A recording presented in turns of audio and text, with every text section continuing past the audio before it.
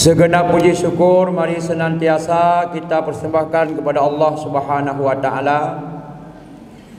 Allah yang telah memberikan bermacam rahmat, taufik serta hidayah sehingga kita pada hari yang berbahagia ini masih diberikan kesempatan bisa hadir ke ruangan yang masjid yang mulia ini.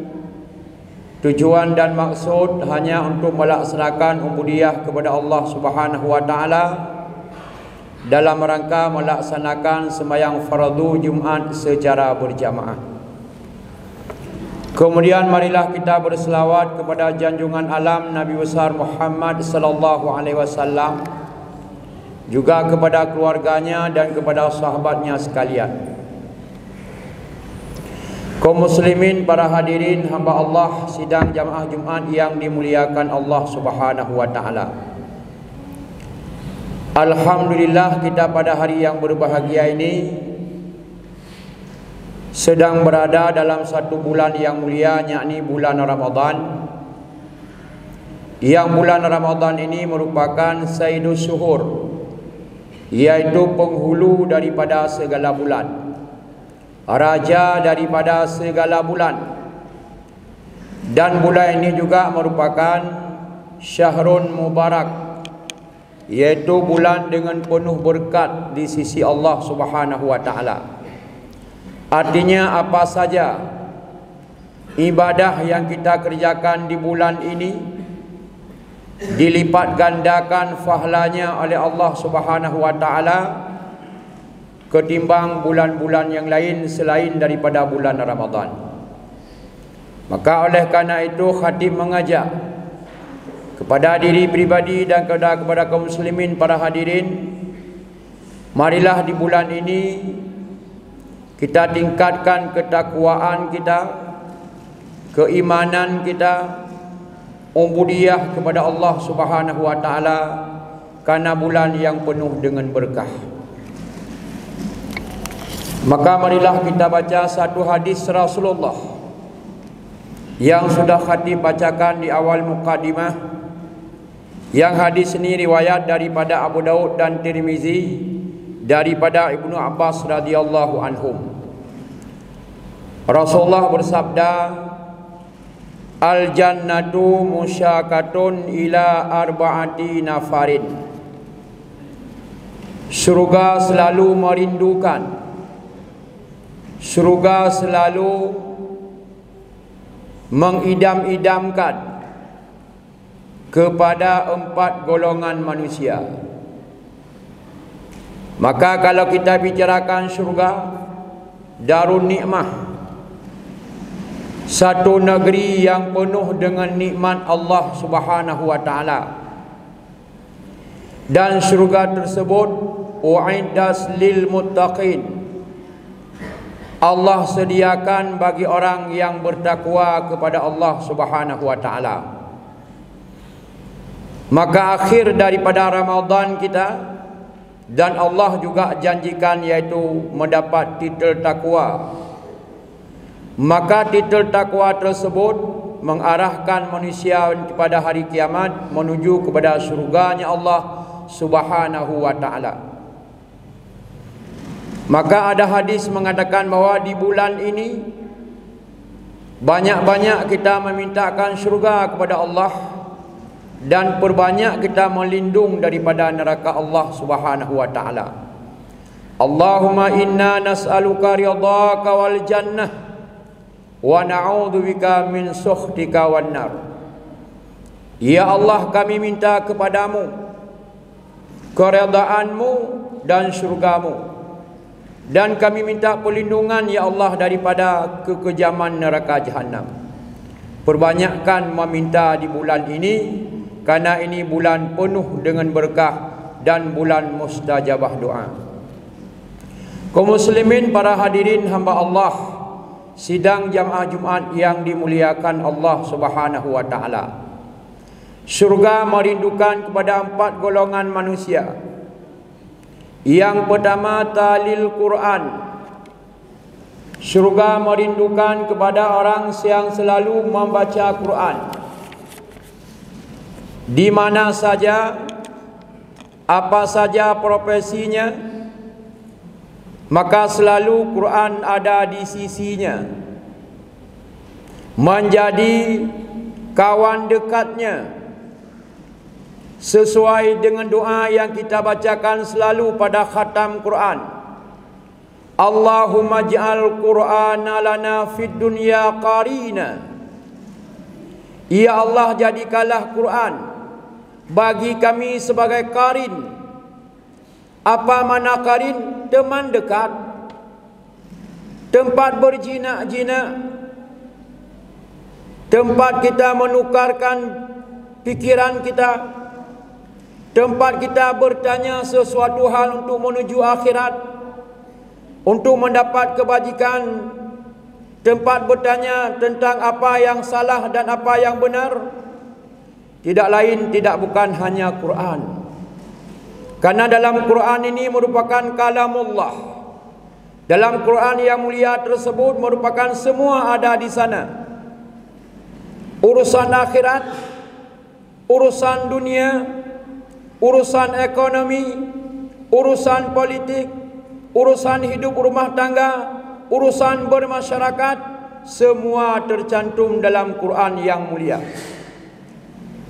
Maka orang-orang yang selalu dalam hidupnya membaca Quran, kemudian menerjemahkan isi Quran dalam kehidupannya, insya-Allah hidup di dunia akan bahagia. Maka jangan kita artikan bahawa Quran itu sempit, tidak. Semua ilmu yang kita pelajari hari ini sebelumnya telah ada dalam Quran.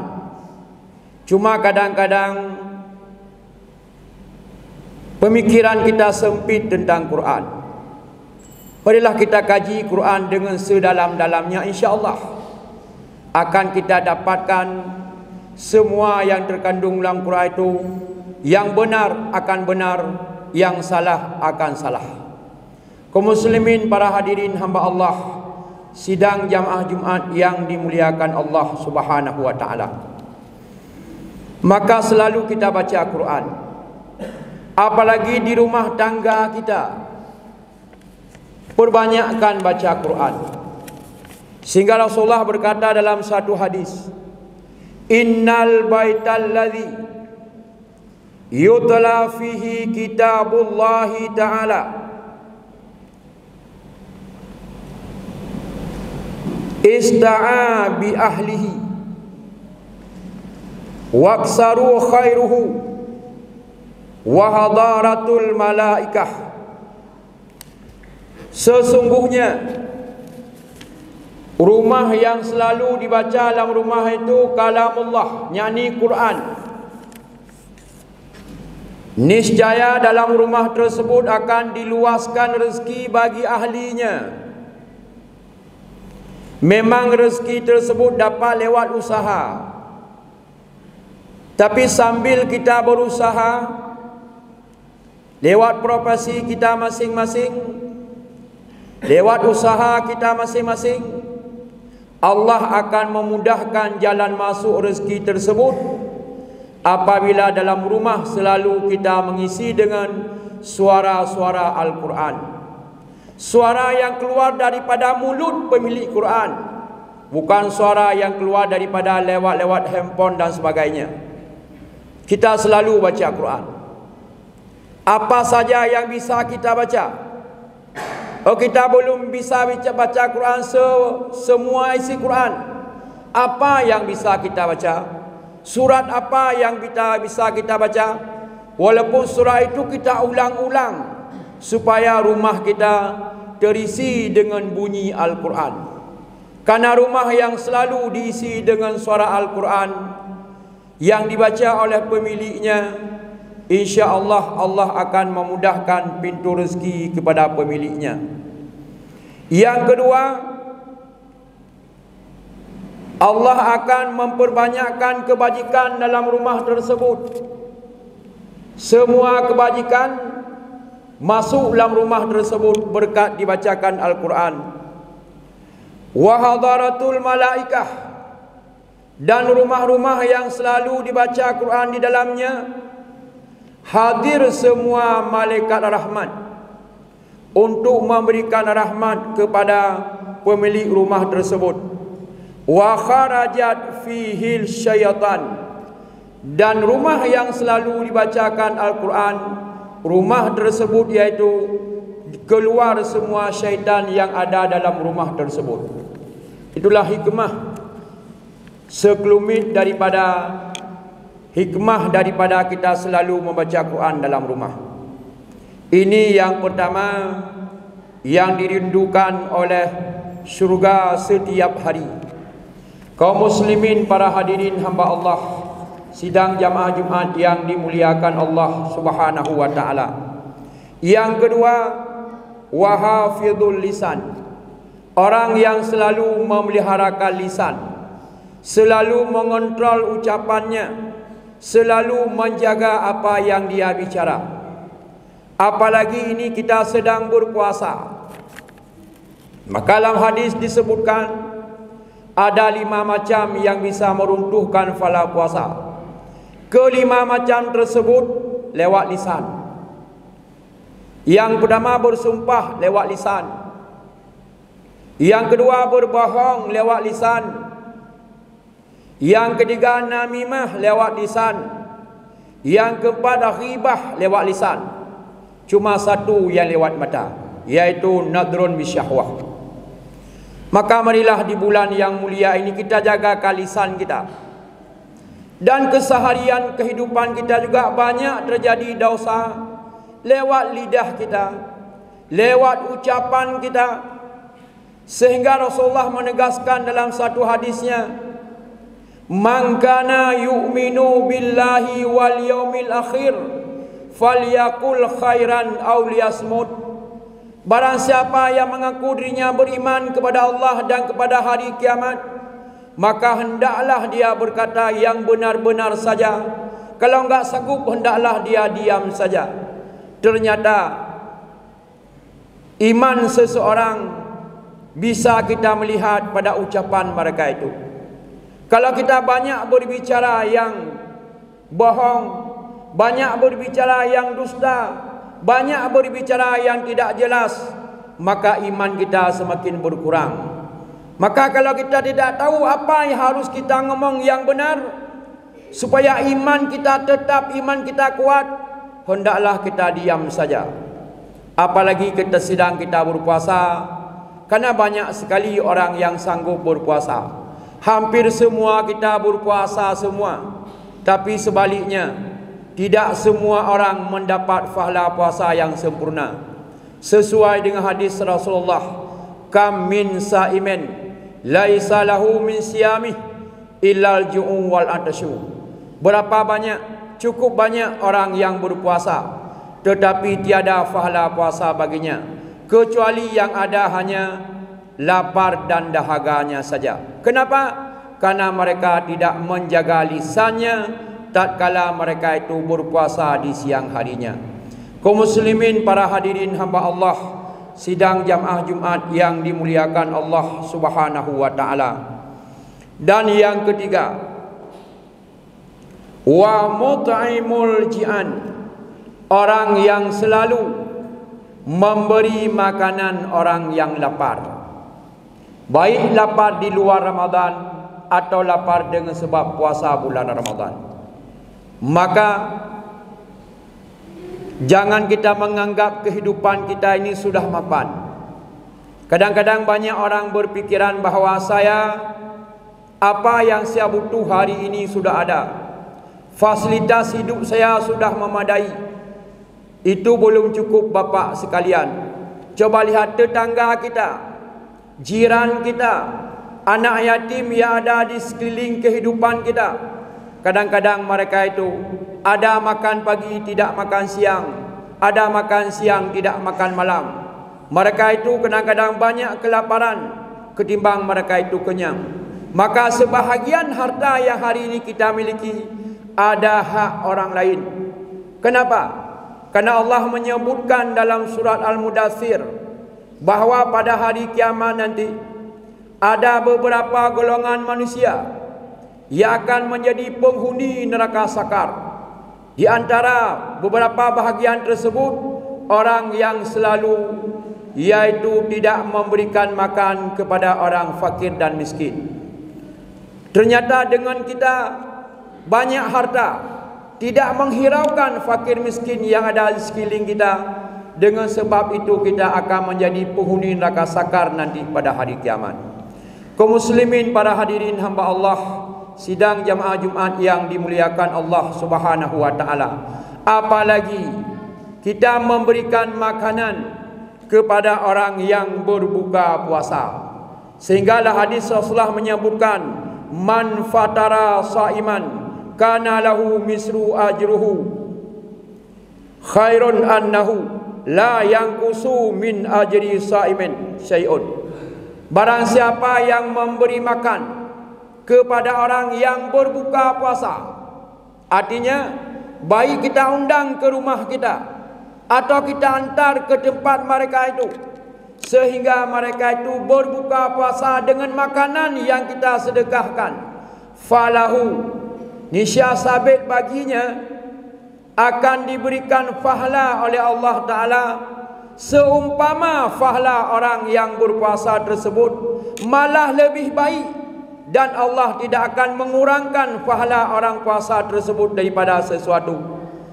Andai kata orang puasa tersebut Allah berikan pahala 1000, kita yang menyedekahkan makanan berbuka pun dapat pahala 1000, malah lebih baik lagi. Maka pahala yang 1000 Allah berikan kepada kita yang menyedekahkan, tidak Allah kurangkan pahala daripada orang yang berpuasa tersebut. Kaum muslimin, para hadirin hamba Allah, sidang jamaah Jumat yang dimuliakan Allah Subhanahu wa taala, di kesempatan yang baik ini, marilah kita berbanyak bersedekah. Karena semua sedekah yang kita sedekahkan di bulan ini, baik sedekah makanan berbuka puasa atau sedekah-sedekah yang lain, Allah akan membalaskan dengan pahala yang berlipat ganda. Sesuai dengan hadis Rasulullah, man qada hajatan muslimin fi ramadhana qadallahu ta'ala alfa hajatin yaumal qiyamah. Barang siapa yang menunaikan hajat orang muslim dalam bulan Ramadan, niscaya Allah menunaikan 1000 hajatnya nanti pada hari kiamat. Dan yang terakhir, yang keempat, wasaimun fi syahri ramadhana, yang selalu dirindui oleh syurga orang yang berpuasa di bulan Ramadan. Makalah hadis yang lain disebut bahawa lau azanallahu lis samawati wal ardi ayatakallama laqatala busyra liman sama ramadhana bil jannah. Andai kata diizinkan oleh Allah Ta'ala kepada langit dan bumi untuk berkata-kata keduanya, sungguh memberi khabar gembira oleh langit dan bumi kepada orang-orang yang berpuasa dengan balasan syurga. Andai kata hari ini Allah memberikan izin kepada langit, sungguh langit berkata. Andai kata hari ini Allah memberikan izin bagi bumi, sungguh bumi berkata. Apa yang dikata oleh bumi, oleh langit dan bumi hari ini? Busyra, akan kabar gembira. Apa kabar gembiranya? Wahai hamba-hamba Allah yang berpuasa, balasan engkau nanti syurga Allah Subhanahu wa taala. Begitu senangnya, begitu rindunya, begitu kepinginnya syurga terhadap hamba-hamba Allah yang berpuasa. Inilah 4 macam pembahasan kita pada hari yang berbahagia ini. Mudah-mudahan apa yang khatib sampaikan bisa bahan renungan bagi kita, bisa amalan bagi kita, untuk bisa kita tingkatkan ketakwaan kita, ubudiyah kita, dan keimanan kita dalam bulan yang mulia ini. Amin amin ya rabbal alamin.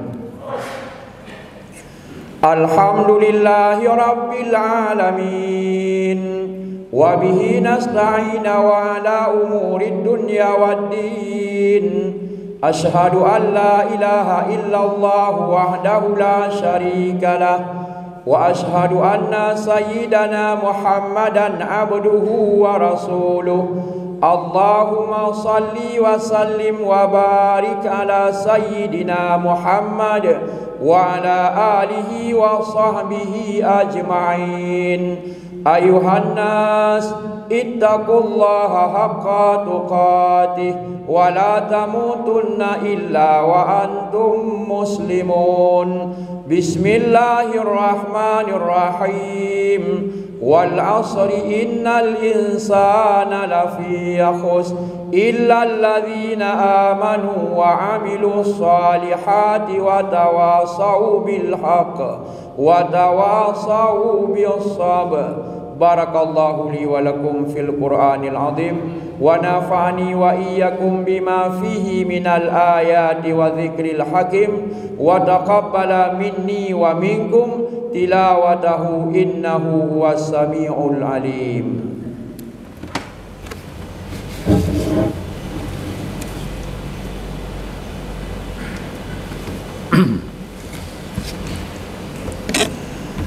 Alhamdulillahi rabbil alamin wa bihi nasta'in wa ala umurid dunya waddin. Asyhadu an la ilaha illallah wahdahu la syarika lah wa asyhadu anna sayyidana Muhammadan abduhu wa rasuluh. Allahumma salli wa sallim wa barik ala sayyidina Muhammad wa ala alihi wa sahbihi ajma'in. Ayuhan nas, ittaqullaha haqqa tuqatih wa la tamutunna illa wa antum muslimun. Bismillahirrahmanirrahim. Wasari'u ila maghfiratin min rabbikum wa jannah arduha as-samawati wal ardh u'iddat lil muttaqin.